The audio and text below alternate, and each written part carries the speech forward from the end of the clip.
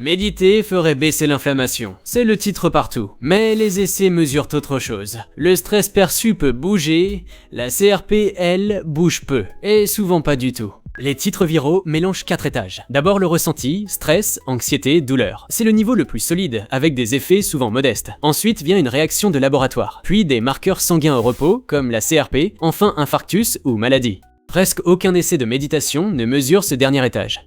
Un stress aigu peut déplacer l'interleukine 6 en quelques heures. Ce n'est pas un email qui enflamme tes artères. Le stress chronique entretient plutôt un bruit, via le sommeil, le poids, l'alcool, moins de réactivité, parfois moins d'exposition, c'est plausible. Ce n'est pas une preuve clinique.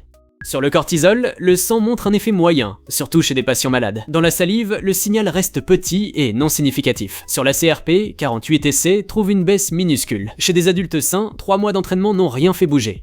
2 essais propres, applis ou programmes de 8 semaines, n'ont pas réduit la CRP. Le statut médical prédit mieux l'effet que le nombre de minutes. Méditation, ce n'est pas une molécule. Les essais parlent surtout de programmes de 8 semaines, pas d'une appli de 5 minutes. Une appli peut aider à tenir. Elle ne remplace pas un programme clinique et elle n'a pas montré le même effet biologique. Si tu veux tester, vise le stress perçu. Pas une prise de sang anti-inflammatoire. Pendant 8 semaines, entre 10 et 20 minutes, 5 jours par semaine, heure fixe. Note ta rumination sur 10, plus chaque séance vraiment faite. Évite une prise de sang trop fréquente. La CRP varie avec un rhume ou un entraînement. Réévalue après 8 semaines sur le ressenti. N'arrête jamais un traitement pour méditer. Ni un anti-inflammatoire, ni un psychotrope, ni une thérapie. Réduis si l'anxiété explose, si des souvenirs reviennent, ou si le sommeil se dégrade. Maladie auto-immune, dépression, trauma. Dans ces cas, demande un avis médical.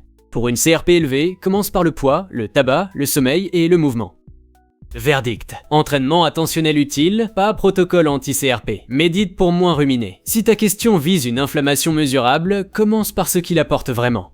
Pour d'autres protocoles sans surpromesse, abonne-toi et récupère le guide gratuit du biohacker sur lebiohacker.fr/cadeau. Ton prochain protocole commence ici.